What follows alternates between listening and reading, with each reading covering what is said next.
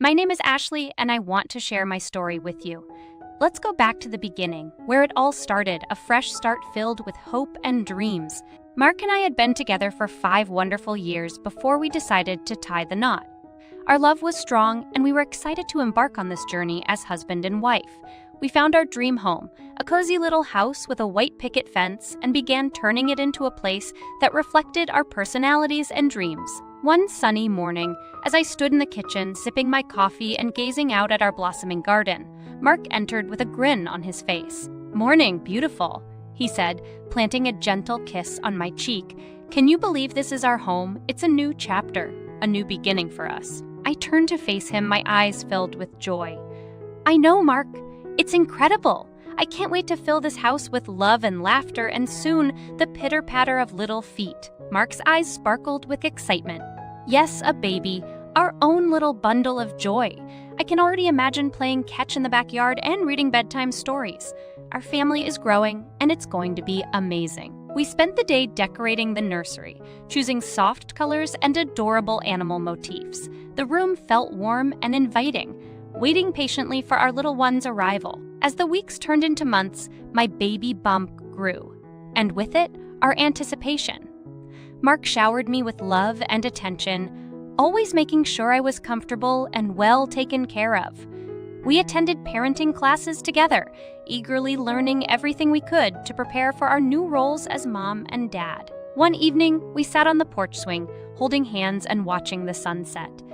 The air was filled with a sense of contentment and excitement for the future. "I love you, Ashley," Mark whispered, his voice filled with tenderness. "I love you too, Mark," I replied, leaning into his embrace. "We're going to be amazing parents. Our baby is so lucky to have you as a father." Mark chuckled softly. "And our baby is even luckier to have you as a mother.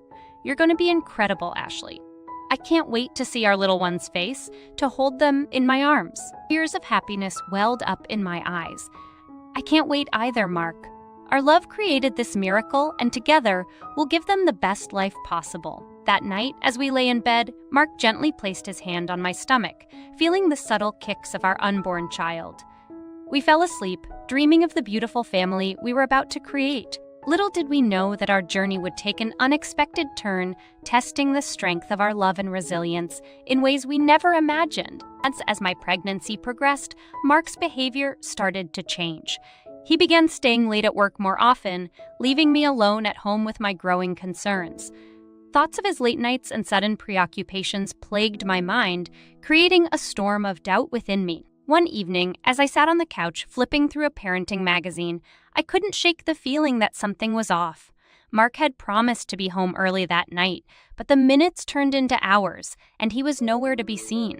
My worry turned into anxiety, my heart racing with unanswered questions. When the front door finally creaked open, I jumped up, a mix of relief and frustration coursing through my veins. Mark stumbled inside, looking exhausted and disheveled. "Mark, where have you been?" "You said you'd be home hours ago," I blurted out, unable to contain my emotion. He avoided eye contact, his voice tinged with weariness. "I'm sorry, Ashley. It was a hectic day at work, and I had to stay late. I didn't have a choice, but you could have at least called, Mark."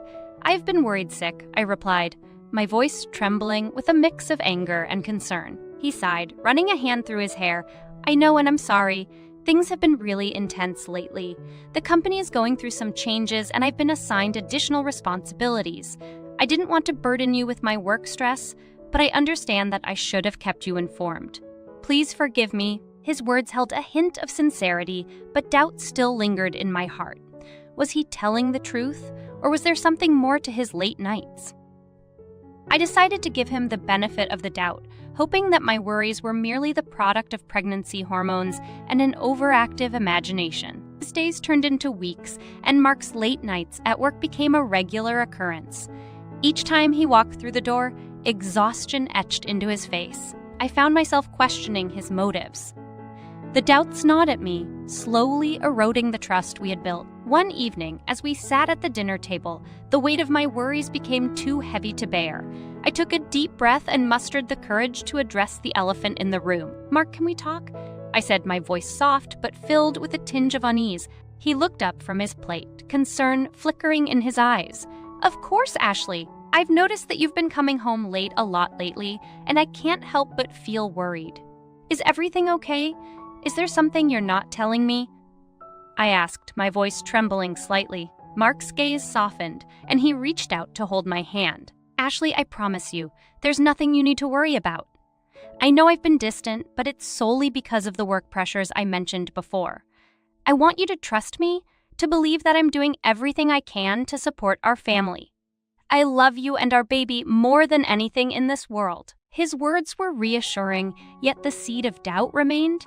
I wanted to believe him, to hold on to the love we had, but my heart couldn't silence the nagging thoughts in my mind. After weeks of doubts and worries, the weight of the unknown finally became too much to bear. One fateful evening, as I lay in bed next to a peacefully slumbering Mark, I couldn't shake the nagging feeling that something was amiss. The glow of the moon cast an eerie light into the room, adding to the restlessness that plagued my mind. I turned to face Mark, watching his peaceful expression as he slept. A sense of guilt washed over me as I contemplated invading his privacy, but the fear of betrayal gnawed at my heart. I glanced at his hand, still holding his unlocked phone, mere inches away from me. It was an impulse born out of desperation. I had to know the truth, but carefully, I reached for the phone and unlocked it. My hands trembled with a mix of anticipation and dread as I scrolled through his messages, and there it was, like a dagger to my heart. The evidence of his infidelity laid bare in the digital realm. Tears streamed down my face as I read the intimate exchanges between Mark and another woman. The messages were filled with declarations of love and promises of a life together. Betrayal coursed through my veins, mixing with the love and trust that had once defined our relationship. I wanted to confront him immediately, to demand an explanation for his deceit, but as I looked at his peaceful face, I realized that this revelation couldn't be dealt with in the heat of the moment. I needed a plan, a way to confront him without revealing that I had discovered his secret. The night passed in agonizing silence, my mind racing with thoughts of vengeance and justice. By morning, I had made up my mind. I wouldn't confront him right away. Instead, I would gather evidence, bide my time, and deliver my own form of justice. These days turned into weeks, and I observed Mark's every move, documenting his absences and late nights. The once vibrant love between us had turned into a charade, a mask of happiness I wore while plotting my revenge. One evening, Mark returned home later than usual, exhaustion etched into every line on his face. He collapsed onto the bed, instantly succumbing to sleep. Holding his phone unlocked once more, I couldn't resist the temptation to confirm my suspicions. As I scrolled through his messages, my heart sank deeper. It became evident that his late nights were not spent working, but rather in the arms of his mistress. The realization cut through me like a sharp blade, fueling my determination to bring him to his knees. I wanted to confront him right then and there, to unleash the torrent of emotions that swirled within me. But a voice of reason whispered in my ear, "Patience, Ashley, bide your time." And so I held my tongue, allowing him to sleep soundly beside me, unaware that his betrayal had been exposed. The night grew darker, but my resolve burned brighter than ever. With each passing day, my determination grew stronger. The sleepless nights and hidden tears fueled my desire for justice. It was time to unmask the deception and expose Mark's infidelity for what it truly was. One morning, as Mark prepared to leave for work, a sense of purpose surged through me. I put on a brave face, hiding my inner turmoil, and bid him farewell with a smile. "Have a great day at work, Mark," I said, trying to keep my voice steady. "I'll see you tonight." He kissed my forehead absent-mindedly, his mind seemingly preoccupied with his secret life. "Thanks, Ashley. I'll try to be home early tonight." As the front door closed behind him, I sprung into action. Determined not to let him out of my sight, I discreetly followed him, careful not to reveal my presence. My heart pounded in my chest, a mix of fear and anticipation coursing through my veins. I watched from a distance as he entered a quaint cafe. My pulse quickened as I saw him sitting with a woman I had never seen before. The realization hit me like a ton of bricks. He hadn't been working late all those nights. He had been spending his time with his mistress. I fought back tears, anger burning hot within me. The sight of their laughter and intimacy felt like a betrayal on a whole new level. The truth had been laid bare before my eyes, and there was no denying the painful reality. Summoning every ounce of strength I had, I retreated to a nearby park, finding solace in its tranquil atmosphere. Thoughts raced through my mind as I grappled with the shock of the revelation. Anguish battled with determination as I contemplated my next move. It suddenly became clear Mark had been deceiving not only me, but also our finances. If he wasn't working, then he must have been using his credit card to fund his secret rendezvous. The realization stung, fueling my desire for justice even further. These days turned into weeks as I meticulously gathered evidence, meticulously documenting Mark's expenses and the extravagant purchases made on his credit card. The more I discovered, the deeper the wound of betrayal became. But I didn't stop there.